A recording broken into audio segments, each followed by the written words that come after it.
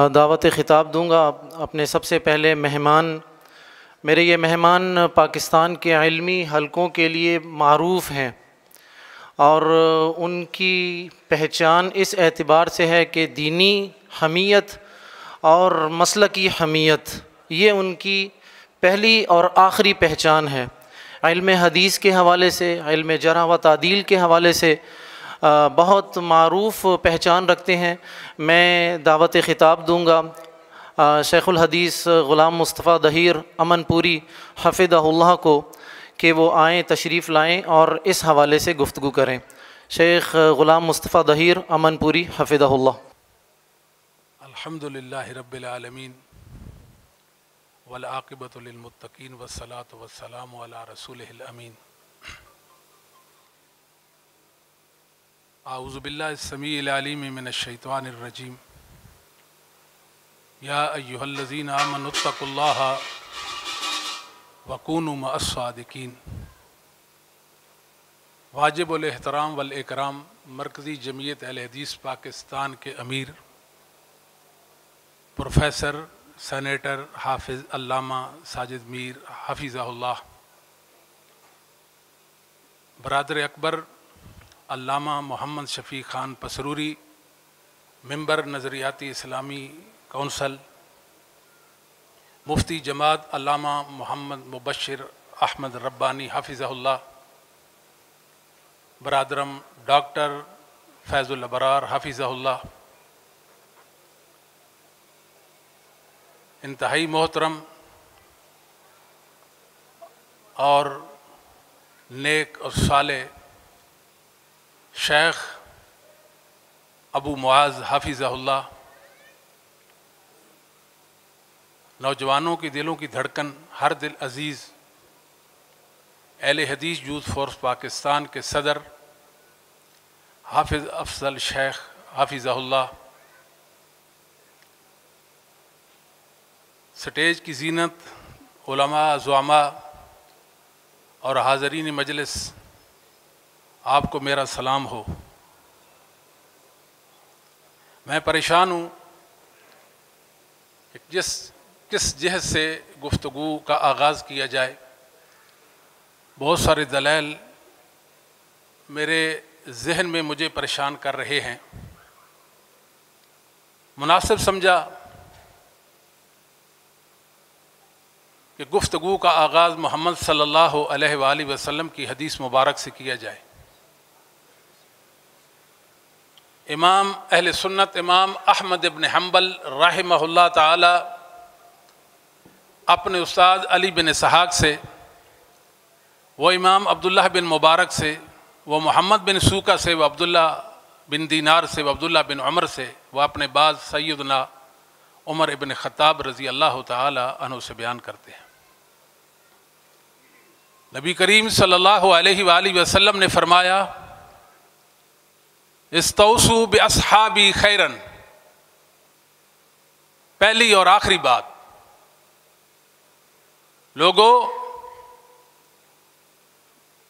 میرے اصحاب کے ساتھ اچھا معاملہ کرنا، ان کے ساتھ حسن سلوک سے پیش آنا۔ نسائی کی کبریٰ کی روایت ہے، اکرموا اصحابی، اکرموا اصحابی، کہ جب کسی اسم مشتق پر حکم لگایا جائے تو مادہ اشتقاق اس حکم کا مدار ہوا کرتا ہے۔ اکرموا اصحابی، اس قانون کے مطابق اس کا ترجمہ یہ ہوگا، میرے اصحاب کی عزت کرو اس لیے کہ یہ میرے ہیں۔ اکرموا اصحابی کا مطلب کیا ہوا؟ ان کی عزت کرو اس لیے کہ یہ میرے ہیں۔ آواز ٹھیک نہیں جی۔ میرے بھائیوں، میں آپ کو امام احمد بن حنبل رحمہ اللہ تعالیٰ کا ایک پیغام سنانے آیا ہوں،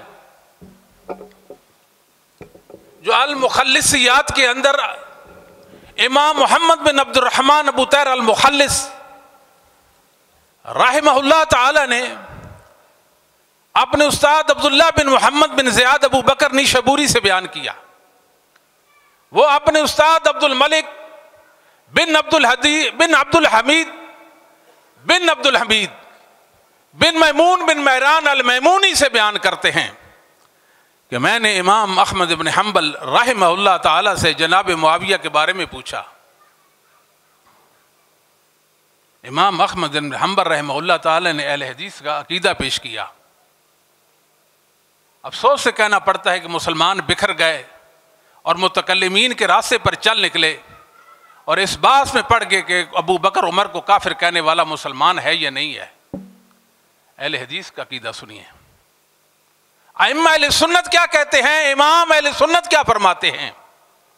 اذا رأیت رجلا یذکر احدا من اصحاب رسول اللہ صلی اللہ علیہ وآلہ وسلم بسوء فاتہمہ علی الاسلام. آپ کسی ایسے شخص کو پاتے ہیں جو اصحاب محمد میں سے ایک صحابی کی شان میں برائی کرتا ہے.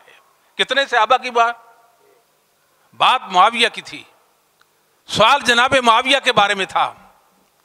احمد بن حنبل نے عقیدہ دیا, ایک صحابی کی شان میں تنقید کرتا ہے, اسے مجروح قرار دیتا ہے, اس کو تنقید سے بالا تر نہیں سمجھتا, آپ اس کو مسلمان ہی نہ سمجھیں.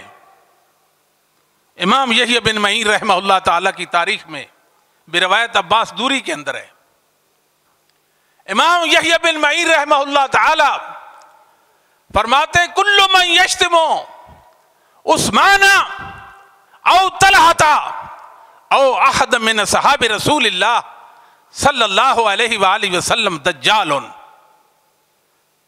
لا یکتب عنہ فعلیہ لعنت اللہ والملائکۃ والناس اجمعین. جناب عثمان ابن عفان پر طعن کرتا ہے, ان کی شان میں تنقید کرتا ہے, ان کو برا بھلا کہتا ہے, جناب طلحہ پر تنقید کرتا ہے, یا اصحاب محمد میں سے کسی ایک صحابی پر تنقید کرتا ہے. وہ دجال ہے, دجال وہ دنیا کا جھوٹا انسان ہے, اس سے حدیث نہ لکھی جائے اس پر اللہ کی لعنت, ملائکہ کی لعنت, پوری انسانیت کی لعنت ہے. یہ مسلک اہل حدیث ہے. قربان جائیے. امام ابن ابی العز حنفی رحمہ اللہ تعالی جو 790 ہجری میں وفات پاتے ہیں, بڑی پیاری بات کی ہے. اصحاب محمد صلی اللہ علیہ وآلہ وسلم یہ تو اولیاء اللہ ہیں, مومنین کے سادات ہیں, مگر امت میں ایک گروہ ہے جو یہود و نصارہ سے بھی ایک قدم آگے ہے. آپ یہودیوں سے پوچھیں تمہاری ملت میں, تمہاری امت میں سب سے بہترین انسان کون ہے؟ وہ جھٹ سے کہیں گے صحابہ موسیٰ کے ساتھی. آپ نصارہ سے پوچھیں تمہاری ملت میں سب سے محترم کون لوگ ہیں؟ وہ فوراً کہیں گے اصحاب عیسیٰ, ہمارے نبی عیسیٰ کے ساتھی اور صحابہ. آپ ان سے پوچھیں تمہاری ملت میں, ملت اسلامیہ میں سب سے برے لوگ کون ہیں؟ وہ جھٹ سے کہیں گے صحابہ محمد. آپ بھی نہیں جانتے؟ سنیے امام ابو نعیم اصبہانی رحمہ اللہ تعالی کی کتاب ہے الامامیہ والرد علی الرافضیہ. اس کے اندر امام رحمہ اللہ نے بات لکھی ہے مشاجرات صحابہ کے حوالے سے. کتنے لوگ ہیں بکھر گئے, اہل سنت سے ٹوٹ گئے, صحابہ کے بارے میں وہ پریشان ہو گئے. لا یبسط لسانہ فیہم, لا یبسط لسانہ فیہم الا من سوء طبیعتہ فی النبی صلی اللہ علیہ وسلم والاسلام والمسلمین. صحابہ کے بارے میں بری بات کرتا ہے, بری بات کرتا ہے. کون کرتا ہے؟ جس کا دل پیغمبر اسلام محمد صلی اللہ علیہ وسلم، آپ کے صحابہ، اسلام اور مومنوں کے لیے برا ہو گیا ہے۔ یہ ائمہ اہل سنت۔ امام ایوب بن ابی سختیانی 130 ہجری میں فوت ہوتے ہیں، کبار تابعین میں سے، اشریہ اجوریم کے اندر صحیح سند کے ساتھ ان کا قول ہے، ومن احسن القول فی اصحاب رسول اللہ صلی اللہ علیہ وسلم فقد برئ من الایمان من النفاق۔ جو محمد صلی اللہ علیہ وسلم کے صحابہ کے بارے میں اچھی بات کرتا ہے، نفاق سے بری ہو گیا ہے۔ اس کا مفہوم مخالف کیا ہے؟ جو نبی کریم صلی اللہ علیہ وسلم کے صحابہ کے بارے میں بری بات کرتا ہے وہ ہمارے ائمہ کے نزدیک منافق ہے۔ حافظ ذہبی رحمہ اللہ تعالی نے اپنی کتاب الکبائر کے اندر لکھا ہے، اصحاب محمد میں سے بلند مرتبہ عشرہ مبشرہ میں سے خلفائے اربعہ ابو بکر، عمر، عثمان، علی کا مرتبہ ہے۔ لا یشک فی ذالک الا مبتدع ومنافق وخبیث۔ جو ان چاروں کی عظمت کا منکر ہے وہ تو بدعتی ہے، وہ منافق ہے، وہ برا انسان ہے۔ میرے بھائیوں، محمد صلی اللہ علیہ وآلہ وسلم کے صحابہ کے حوالے سے کیا کہنے ہیں؟ اصحاب محمد صلی اللہ علیہ وسلم قرآنی شخصیات ہیں، تاریخی شخصیات نہیں ہیں۔ امت نے اس دن خطا کھائی جس دن امت نے صحابہ کو تاریخ کی نظر میں دیکھنا چاہا، اس دن مومن مسلمان پریشان ہو گئے۔ قرآن صحابہ کی عظمت سے لبریز ہے، احادیث صحابہ کی عظمت سے لبریز ہے۔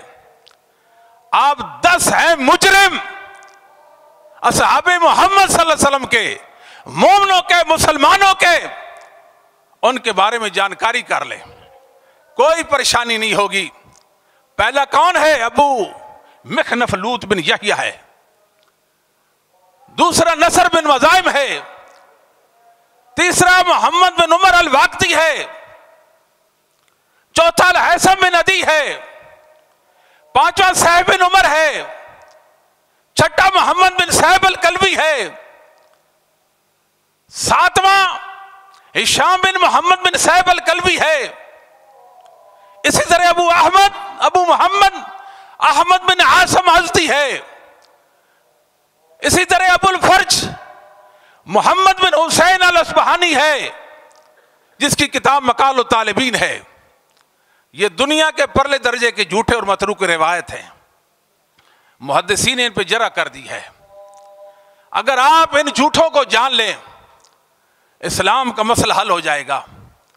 انہوں نے تاریخ کے اندر خیانتیں کی ہیں، دیکھا صحابہ کرام کی عظمتیں تو قرآن بیان کرتا ہے، قرآن کا انکار کر دیا، حدیث بیان کرتی، حدیث کا انکار کر دیا۔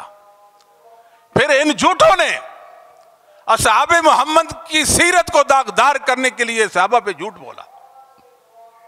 میں صرف ایک مقدمہ آپ کے سامنے پیش کرتا ہوں، آپ حیران ہو جائیں گے میرے بھائیوں، نوجوانوں، ساتھیوں۔ مقدمہ کیا ہے؟ مقدمہ یہ ہے کہ جناب عمر بن خطاب رضی اللہ تعالیٰ پر اتہام باندھا جاتا ہے کہ آپ کو ایک مسلمان نے قتل کر دیا تھا،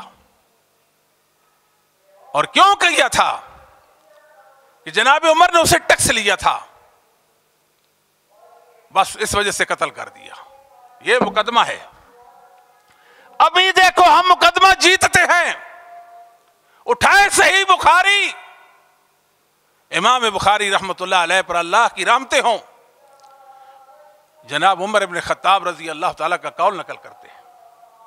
آپ کو زخمی کر دیا ایک مجوسی نے، ایک ایرانی نے۔ جب آپ کو زخمی کیا، پوچھا مجھ پر کس نے وار کیا ہے، مجھے زخمی کس نے کیا ہے؟ کہا مجوسی تھا۔ مجوسی، الحمدللہ الذی لم یجعل میتتی بید رجل ید الاسلام۔ میرے اللہ تیرا شکر ہے کہ عمر کے خون میں کسی مسلمان کا ہاتھ ملوث نہیں ہے۔ بات صاف ہو گئی۔ الزام کیا ہے؟ الزام یہ ہے کہ آپ نے ٹیکس لیا، مسلمان تھا اس نے قتل کیا۔ یہ طبقات ابن سعد کے اندر دو روایتیں ہیں، صرف دو روایتیں، پوری دنیا سن رہی ہے کہ عمر ابن خطاب کے بارے میں یہ کہنا کہ آپ ٹیکس لیتے تھے۔ جناب عمر کے دور میں دیسی گھی مہنگا ہو گیا تھا، صحیح سند سے ثابت ہے۔ کیا کہنا ہے عمر اور ان کی شان کا کیا کہنا؟ جناب نے دیسی گھی کھانا چھوڑ دیا تھا، دیسی گھی کھانا چھوڑ دیا، ان کو کہتے لوگوں سے ٹیکس لیتے تھے۔ دوسری بات، گرفتار کر لیں محمد بن عمر الواقدی کو، جھوٹا۔ دوسرا ہشام بن عمیرہ مجہول الحال ہے۔ تیسرا ابو الحوارث عبداللہ بن معاویہ ہے۔ حافظ ابن حجر نے نکت کے لکھا ہے محدثین کے بالاتفاق ضعیف تھا۔ ابھی ہم زندہ ہیں عمر کو ماننے والے، اصحاب محمد کو ماننے والے ہم زندہ ہیں، آئے ہم سے کوئی بات کرے۔ ہم صحابہ کی عظمت پر پیرا دینے والے لوگ ہیں، سند ہمارا دین ہے، جھوٹوں کا منہ ہم سند سے بند کریں گے اللہ کے فضل و کرم سے۔ اور دوسری روایت زوری بیان کرتے ہیں جناب عمر کے حوالے سے، کہاں زوری اور کہاں عمر۔ زوری نے رحمہ اللہ تعالیٰ نے جناب عمر کا زمانہ ہی نہیں پایا۔ ایسی روایتیں ہمارے خلاف پیش کرتے ہو، ہمارے صحابہ کے خلاف کیوں ایسی روایتیں پیش کرتے ہو؟ بتاؤ یہ جھوٹے ہیں کہ نہیں ہیں؟ میرے بھائیوں یہ قرآن کو نہیں مانتے۔ میں نے بڑی باریک بینی کے ساتھ ان کے مذہب کا مطالعہ کیا ہے۔ ان کا اختلاف یہ ہے کہ قرآن میں زیادتی ہوئی ہے کہ نہیں، کچھ کہتے ہیں زیادتی ہوئی ہے اور کچھ کہتے ہیں زیادتی نہیں ہوئی ہے۔ دو کا بھی اختلاف نہیں، دو کا بھی اختلاف نہیں ہے کہ قرآن میں نقص واقع ہوا ہے۔ اس لیے ائمہ محدثین کہتے ہیں لیسو من المسلمین۔ کیا کہتے ہیں؟ لیسو من المسلمین۔ ترجمہ آپ کر لیں، ہمارے محدثین کا اولئک قوم لا خلاق لهم فی الدین۔ کیوں کہا تھا؟ آپ صحابہ کی بات کرتے ہیں، یہ تو قرآن کو بھی نہیں مانتے، قرآن کو بھی نہیں مانتے۔ جامعین قرآن کون ہے؟ ابو بکر ہے، عمر ہے، عثمان ہے۔ ان کو دین کو نہ مانے اور ان کے جمع کردہ قرآن کو مان لے۔ مسلمانوں کب آپ کی آنکھیں کھلیں گی؟ کب بیدار ہوں گے؟ یہ تو اللہ کو بھی نہیں مانتے۔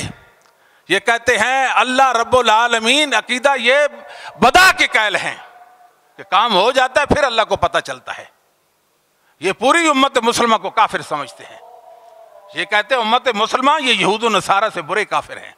ہم کہتے ہیں آ جائے ساحل سمندر پہ آ جائیں، اپنی کتابیں لے کر آئیں، اپنے مذہب کی بنیادی اور اساسی کتابیں لے کر آئیں۔ ہم یہ عقیدہ ثابت نہ کریں ہم تمہارے مجرم ہیں۔ بتاؤ اگر ثابت ہو گیا سمندر برد کرو گے کہ نہیں کرو گے؟ کیا سمجھا انہوں نے؟ اصحاب محمد کو طعن کرتے ہیں۔ میں نے عرض کیا میں ایک حدیث پیش کروں گا صحابہ کی عظمت میں۔ امام مسلم رحمہ اللہ تعالیٰ اپنے استاد ابو بکر بن ابی شیبہ سے بیان کرتے ہیں، وہ اپنے استاد حماد بن سلمہ سے بیان کرتے ہیں، وہ اپنے استاد ثابت سے بیان کرتے ہیں، وہ انس بن مالک سے بیان کرتے ہیں۔ سعد بن عبادہ رضی اللہ تعالیٰ نے نبی پاک سے فرمایا تھا نقش کر دے دیواروں پر، جامع کی دیواروں پہ نقش کر دے اس حدیث کو۔ اللہ کے حبیب صلی اللہ علیہ وآلہ وسلم لو امرتنا ان نخیذ البارا لا خذناها۔ اللہ کے پیغمبر آپ حکم دیں، آپ حکم دیں، اگر آپ حکم دیں گے گھوڑے سمندر میں ڈال دو، ہم آپ کے حکم کی تعمیل میں گھوڑے سمندر میں ڈال دیں گے۔ یہ اصحاب محمد ہے صلی اللہ علیہ وآلہ وسلم۔ کتنوں سے میں نے پوچھا ہے نبی کا حلیہ تو بیان کر دے، اس نے کہا میں نے آنکھیں بھر کر محمد کا چہرہ ہی نہیں دیکھا۔ یہ کیسی باتیں کرتے ہیں، یہ کیسی باتیں کرتے ہیں؟ اللہ کی قسم اٹھا کر کہتے ہیں جو صحابہ کے دین کو نہیں مانتا اس کو صحابہ کی بد دعا لگ جاتی ہے، وہ جھوٹا بن جاتا ہے۔ یقین کر لیں ان کے پاس -1 بھی سچائی نہیں ہے۔ اب اگر دنیا میں ابھی اس وقت -0 بھی آ جائے وہ بھی سچائی ان کے پاس نہیں ہے۔ ایک سچائی بتا دیں، ایک سچائی بتا دیں، ایک سچائی بتا دیں۔ یہ جھوٹے ہیں، جھوٹے پرلے درجے کے جھوٹے ہیں۔ ان سے آپ پوچھتے ہیں ابو بکر، ان سے آپ کہتے ہیں ابو بکر کو مان لے، ان سے آپ کہتے ہیں معاویہ کو مان لے، آپ کہاں کی بات کرتے ہیں؟ یہ میرے بھائی بیان کر رہے، ٹخنے نہیں ڈھوتے، چھوڑو ٹخنوں کو، کہاں مسئلہ ہے مرتدوں کا، کہاں کافروں کا دین ہے؟ ٹخنوں کو روتے، یہ تو قرآن کو نہیں مانتے، حدیث کو نہیں مانتے، یہ تو رسول اللہ کا صبح و شام دل دکھاتے ہیں، پیغمبر کو ایذا اور تکلیف دیتے ہیں، کیسے؟ اصحاب محمد پر تان کر کے۔ مسلمانوں یاد رکھو، ان کی سازوں کو سامنے سمجھنے کی کوشش کیجیے۔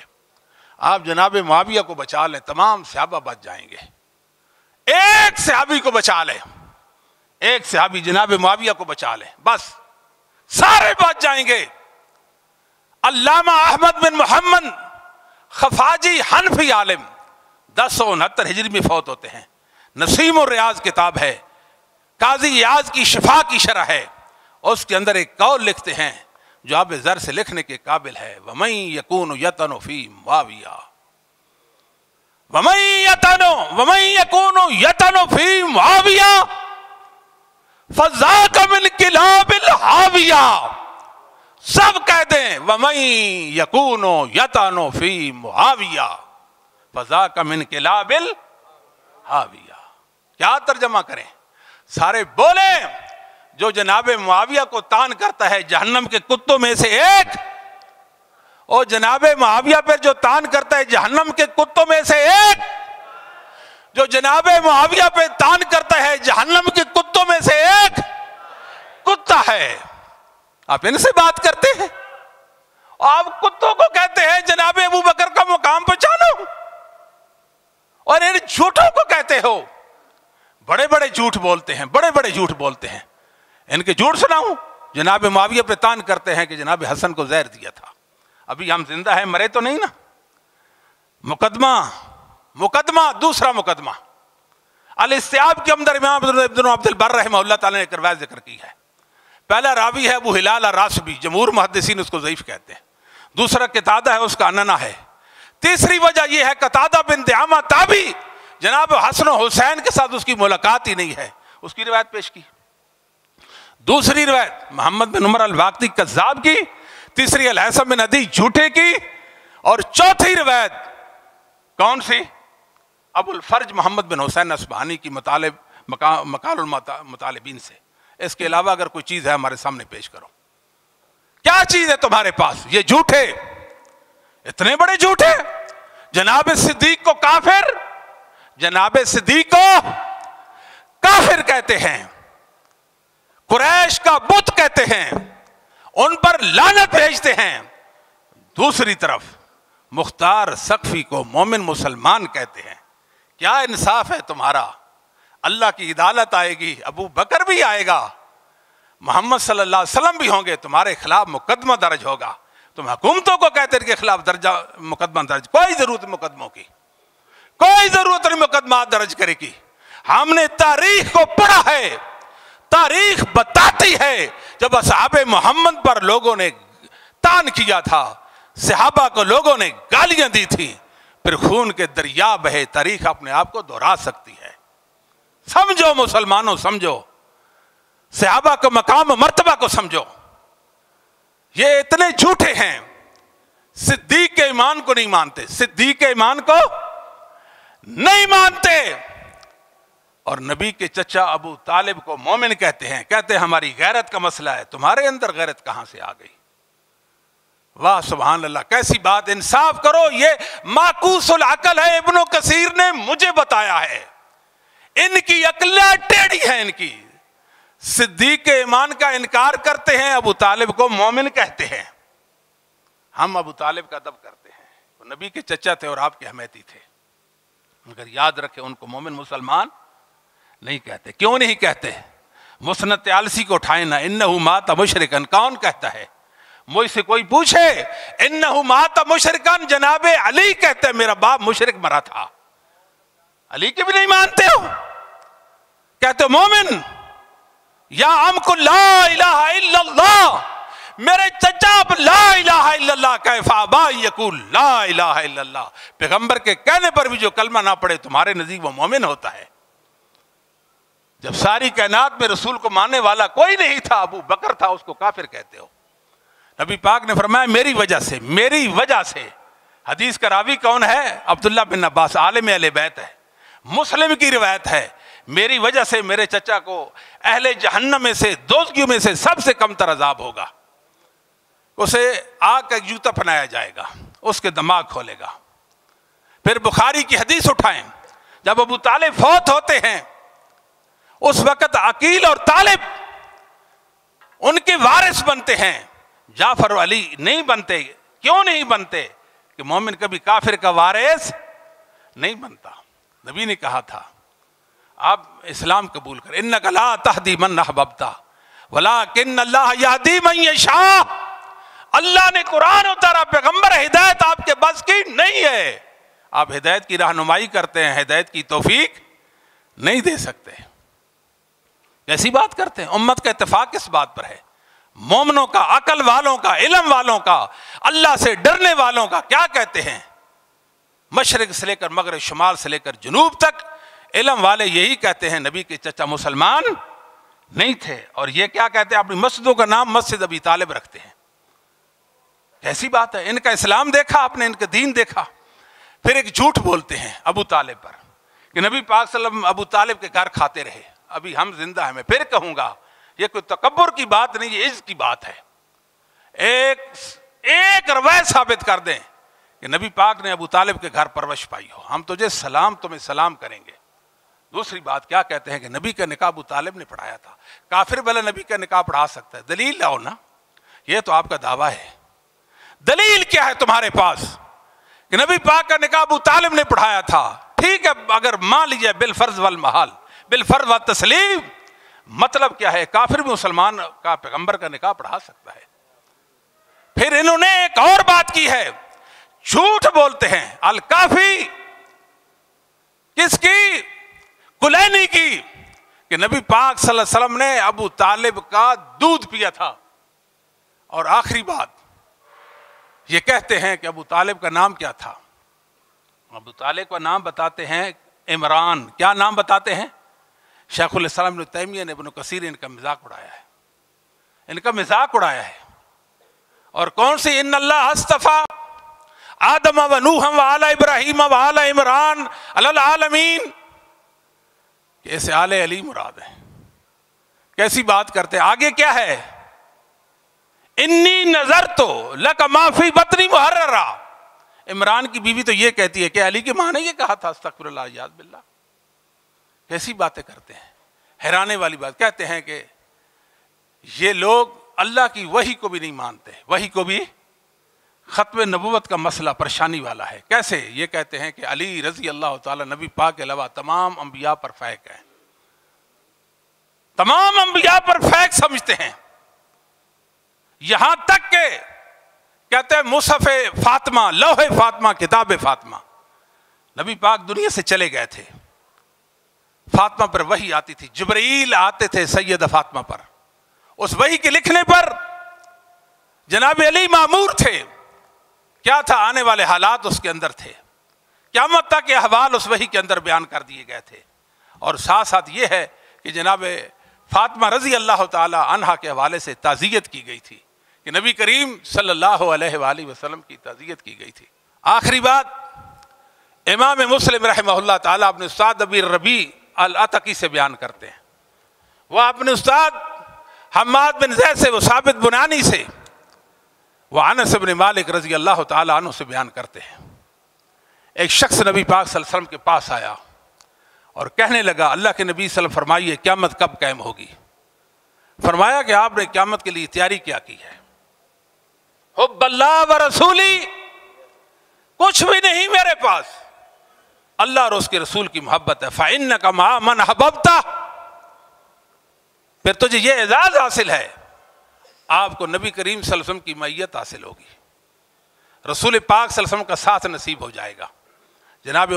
جناب انس بن مالک رضی اللہ تعالی عنہ فرمایا کرتے تھے، ما فرینا بعد الاسلام فرحا اشد من قول النبی صلی اللہ علیہ وسلم فإنک مع من احببت۔ سب سے زیادہ اسلام میں ہمیں نبی پاک کے فرمان نے خوش کیا تھا، فَإِنَّكَ مَعَ مَنْ أَحْبَبْتَ فَإِنَّكَ مَعَ مَنْ أَحْبَبْتَ. اس فرمان نے ہمیں خوش کیا تھا. جناب انس بن مالک رضی اللہ تعالیٰ فرمایا کرتے تھے انا احب اللہ ورسولہ وابا بکر وعمر فارجو ان اکون معہم ولو لم اعمل باعمالہم. میں امید رکھتا ہوں اللہ مجھے اپنے پیغمبر کا، ابو بکر کے اور عمر کا ساتھ نصیب فرمائے گا. کیوں؟ کہ میرے پاس وہ والے اعمال تو نہیں ہیں جو نبی پاک اور ابو بکر عمر کے ہیں، مگر میرے پاس کیا ہے؟ میرے پاس نبی پاک اور ابو بکر عمر کی محبت ہے. مسلمان بھائیوں دوستو، صحابہ کی محبت جنت میں لے جائے گی. جس کے پاس صحابہ کی محبت نہیں ہے اس کے لیے اللہ کی جنت نہیں ہے. والسابقون کیا آیت ہے؟ السابقون اولون من المہاجرین والانصار والذین تبعوہم بإحسان رضی اللہ عنہ ورضوا عنہ. مہاجرین و انصار سے اللہ راضی ہو گیا اور ان کے متبعین پر بھی راضی ہو گیا. کون سے متبعین؟ بإحسان. کیا مطلب اس کا؟ عمر کو گالیاں دیں اور جنت کی تمنا رکھیں، یہ مطلب ہوگا اس کا بإحسان کا؟ معاویہ پہ تان کریں اور امید رکھیں جنت کی، اصحاب محمد کو مطعون کریں اور آپ جنت کی تمنا رکھیں. بإحسان کا معنی مطلب یہ ہے اصحاب محمد سب کی تکریم کرنی ہے، سب کی عزت کرنی ہے، سب کا ادب بجا لانا ہے، تمام اصحاب محمد کا حیا کرنا ہے. پھر ان کا اتباع کریں گے تو اللہ کی رضوان، ورنہ اللہ کی رضوان نہیں. وآخر دعوانا ان الحمدللہ رب العالمین.